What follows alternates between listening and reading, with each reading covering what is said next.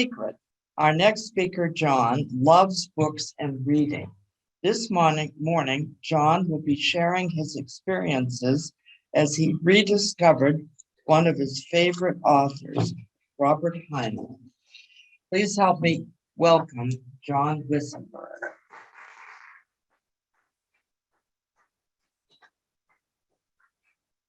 Hello, fellow Toastmasters.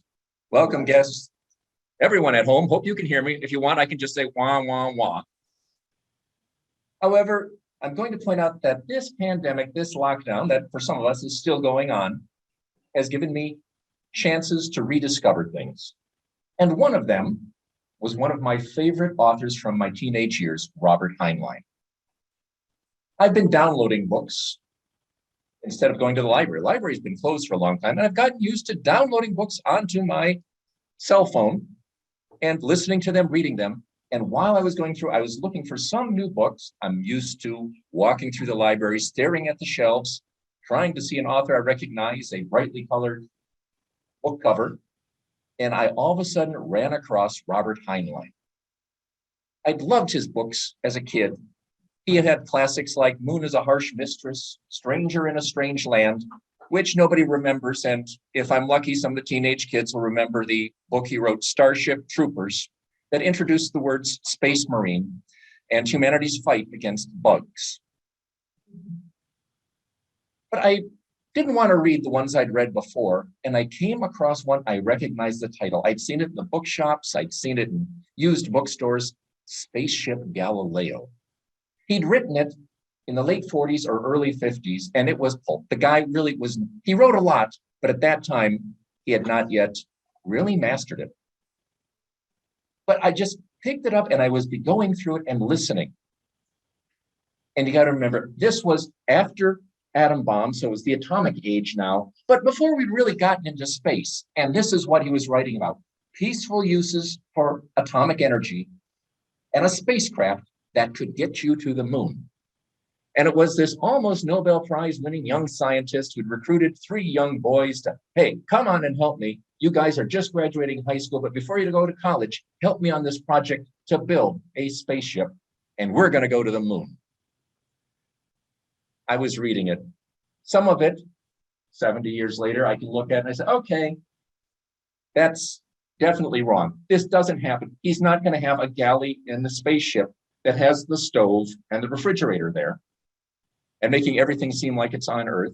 And other points say, dang, he got it pretty much on the button in terms of what weightlessness was going to be like and what it would be like to walk on the surface of the moon. But as I'm reading it, it just seemed off to me. This was a style, yes, I'd read a bit as a kid. And then it struck me. What I was reading in there, early 1950s, atomic age, World War I was done. What I was reading was something I'd been missing. It was hope. This was an age when the US and the world was sort of just beginning to get, we can do anything.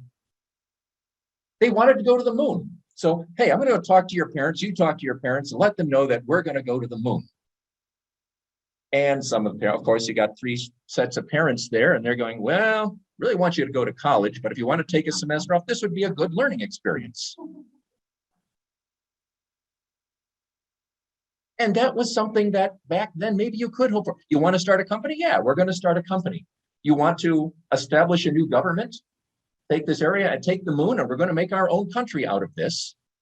You could do it.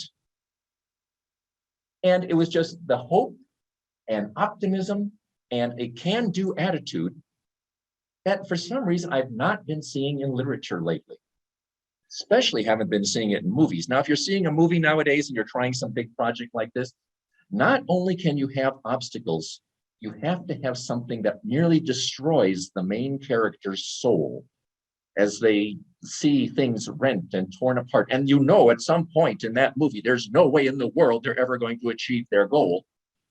And they're almost, and somebody died, their puppy dies. I'm sorry, that's what has to happen in these movies. Nowadays, you have to almost destroy that character before they have a chance of succeeding. But this was, yes, there are obstacles, but we can overcome. Well, talk together. We'll figure out a new way of doing this. And it was that hope, that constant optimism of we can do it, that I've just been missing from my literature, from my movies, from my life. That I hate to say it nowadays, there's so many times, oh, we have conflict. We'll never escape this conflict. Things are holding us back. You can't do it. There's always going to be someone to stop you. As compared to, yes, we can get over this. We can pull together. And maybe it was just the time, maybe it was just this man's writing that I'd been missing from so much of my life. And just fun rediscovering. So I have to say that back in the 70s, Mr. Heinlein, you taught me to be cynical of government, and if they really mean good intentions. You taught me to respect the individual, and the individual could do things.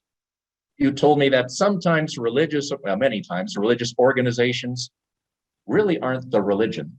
Sorry, Tim, I know you gave a good speech, and I really do appreciate this here, but he gave me a little bit of cynicism, a little bit of real life, but now, half a century later, I got to thank you again. Mr. Heinlein gave me hope.